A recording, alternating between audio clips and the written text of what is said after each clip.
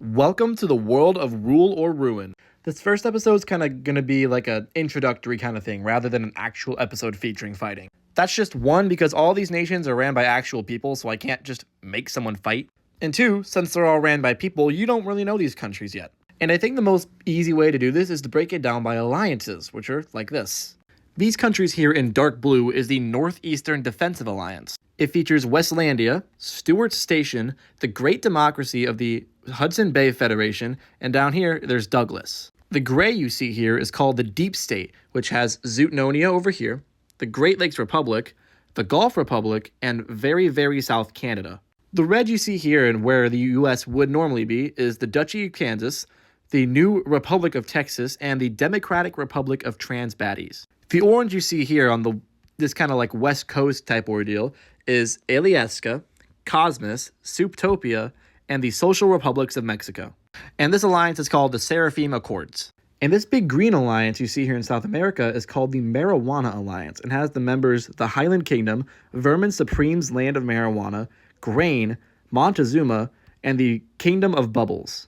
And these countries scattered around the map in light blue is called the Network, which has the New California Republic, Iridonia, and Tignaolas.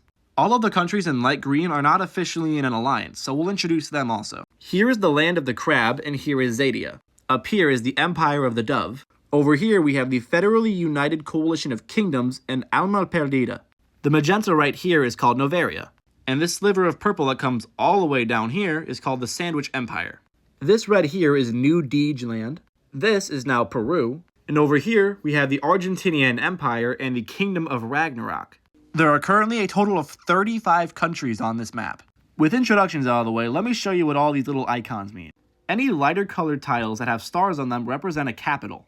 Keeping your capital city is crucial for keeping your stability and military power intact. All of these icons you see here are major cities. For our sake, they're mostly for world building, but do know that they also increase a nation's stability when they have more. And when a nation takes someone else's city, they get the stability buff instead. There are also going to be some new items, which you can see right here. This is a nuke, and whenever it's launched, it destroys anything within its blast range. This is a missile. It destroys any infrastructure on a certain tile, but only one. This is an interceptor, which can cancel out a missile or nuke. So if you see any of these items on the map, that means that you know a nation has one of these items. But if you see this item instead, we won't know what the item is. That's because this is a bunker, which hides whatever item is inside. One final note is that these episodes are not going to come out as often as the last series did. And that's just to leave time for the world building with the actual players this time. And with that said, that's all I have, so I hope to see you in episode 1.